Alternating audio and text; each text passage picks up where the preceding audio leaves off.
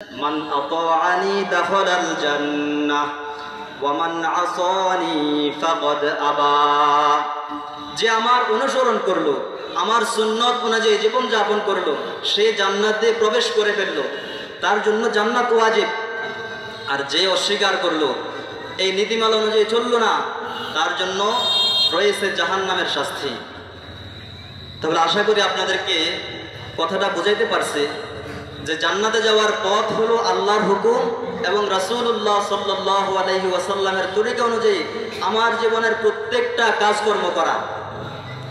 আমরা জীবনে যেই কোনো কাজ করতে যাব, যেই পথে পা বাড়াবো, আমাদের কাজ হলো দুইটা।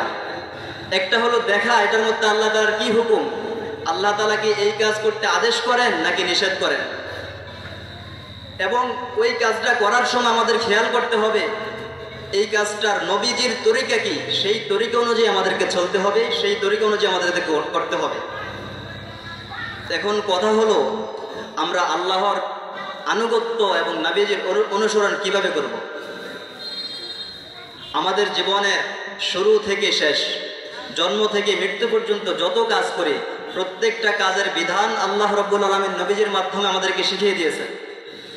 আল্লাহ রাব্বুল আলামিন কোরআনে কারিমে বলে দিয়েছেন, আমরা সেখান থেকে শিখে শিখে যখন যেই কাজ করব ঠিক আল্লাহর হুকুম এবং নবীজির তরিকা অনুযায়ী করলে আমরা জান্নাতের পথ ধরলাম। আমাদের মুসলমানদের ইসলাম ধর্মের প্রথম কাজ হলো আকীদা, প্রথম কাজ হলো ঈমান। আল্লাহ রাব্বুল আলামিন হুকুম করেন, হে আমার বান্দারা, তোমরা যদি আমার জান্নাতে যেতে চাও, জাহান্নাম থেকে বাঁচতে চাও, প্রথম কাজ হলো তোমরা ঈমান আনবে। আল্লাহ তাআলা হুকুম করলেন তোমরা ঈমান আনবে। আর আল্লাহ হাবিব সাল্লাল্লাহু আলাইহি ওয়াসাল্লাম বলে দিয়েছেন কোন কোন জিনিসের উপর ঈমান আনতে হবে।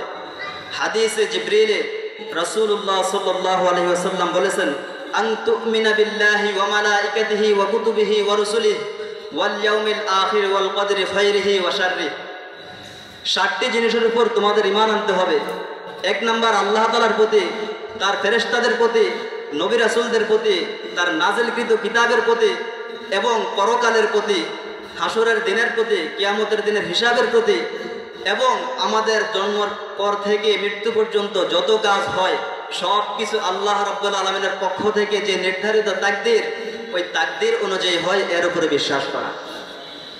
তাহলে আমাদের আল্লাহ এবং রাসূলের আনুগত্য করার প্রথম কাজ হলো আকীদা থেকে। আমাদের আকীদা আল্লাহ রাব্বুল আলামিন যেভাবে বলছেন ঠিক সেভাবে করতে হবে। আমরা বিশ্বাস করতে হবে আল্লাহ তাআলাকে। এইগুলো থেকে যে কোনো একটা বাদ দিলে, যে কোনো একটা অমান্য করলে আল্লাহ রাব্বুল আলামিন বলেন তার জন্য জান্নাত হারাম, সে জান্নাতে যেতে পারবে না।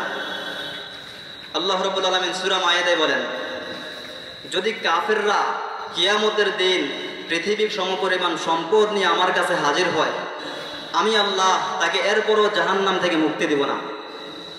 আর যে আমার সাথে শিরিক করবে, আল্লাহ বলেন আমি তার জন্য জান্নাত হারাম করে দিয়েছি। সূরা মায়েদার 97 নম্বর আয়াতে আল্লাহ তাআলা বলেন, ইন্নাহু মান ইউশরিক বিল্লাহি ফাকাদ হারামাল্লাহু আলাইহিল জান্নাহ। যে ব্যক্তি আল্লাহ তাআলার সাথে শিরিক করেছে, আল্লাহ তাআলা বলেন আমি তার জন্য জান্নাত হারাম করে দিয়েছি। নাউজুবিল্লাহ। আমরা এর জন্য কুফর এবং শিরকি কথাবার্তা, কাজকর্ম, বিশ্বাস, আচার আচরণ সবগুলো থেকে বেঁচে থাকবো ইনশাআল্লাহ।